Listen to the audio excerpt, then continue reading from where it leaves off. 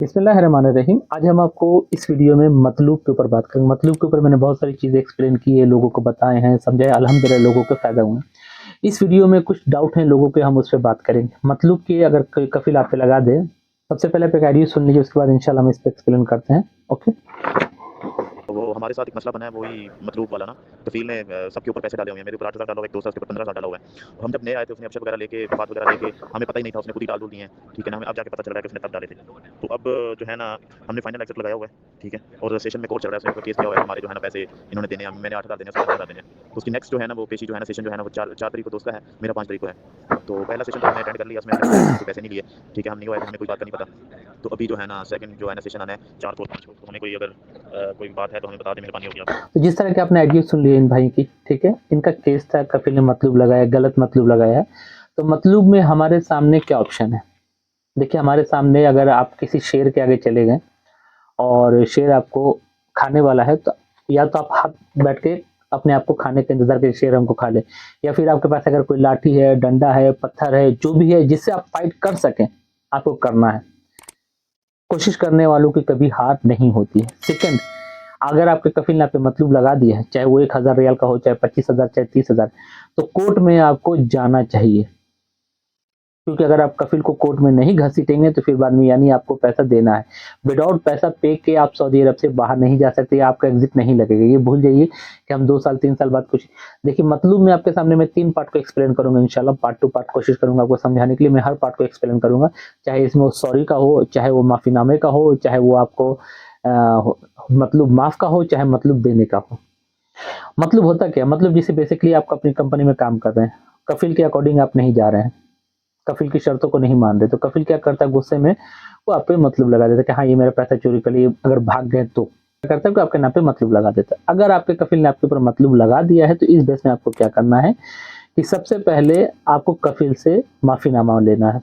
भैया गलती हो गई, माफ़ कर दीजिए, हम आपके साथ काम करेंगे साल, 2 साल, 3 साल, अपना मतलब हटाइए और घर चलिए। सबसे बेस्ट रास्ता मैं आपको बता रहा हूँ।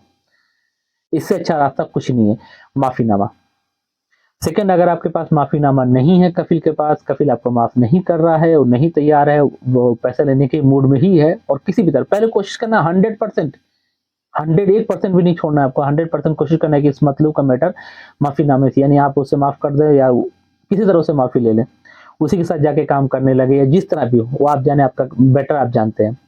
अगर इस मैटर पे कफ़ील राज़ी नहीं होता है, तो दूसरा पॉइंट उस पे आपको केस करना है कि मैंने कोई पैसा नहीं लिया, मैंने कोई सामान नहीं चुराया, पर इसका और मेरे कफ़ील ने मुझे झूठ को ज़बरदस्ती मतलूब कर दिया। अब कोर्ट में केस जाएगा, कोर्ट में सबूत होते हैं और बहस होती है। उसमें ज़्यादातर जो है 50% चांसेस है कि आप हार जाइएगा और 50% चांस है जीत जाइएगा। हारने के बाद क्या होगा, जीतने के बाद क्या होगा, हम इस पे बात कर लें।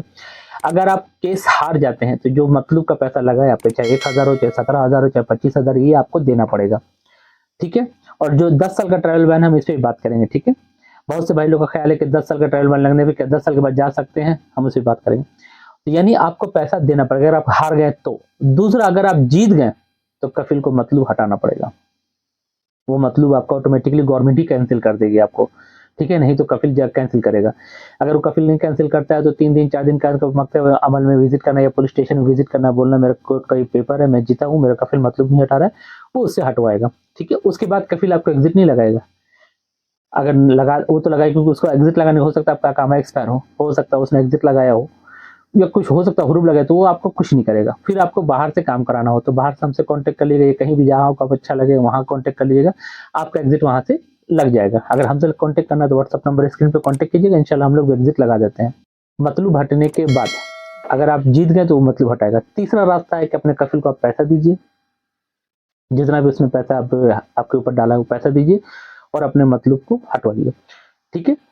और पैसा देने के बाद एक चीज़ का और ख़्याल रखना है कि पैसा ऐसे ही नहीं देना है। पैसा एक कोई ना कोई 2-3 आरबी को लेना है, जिनके साथ वो प्रूफ़ रहे, गवाह रहे कि मैंने इस कफ़ील को पैसा दिया है और मेरा एट अ टाइम आप मतलब हटाइए।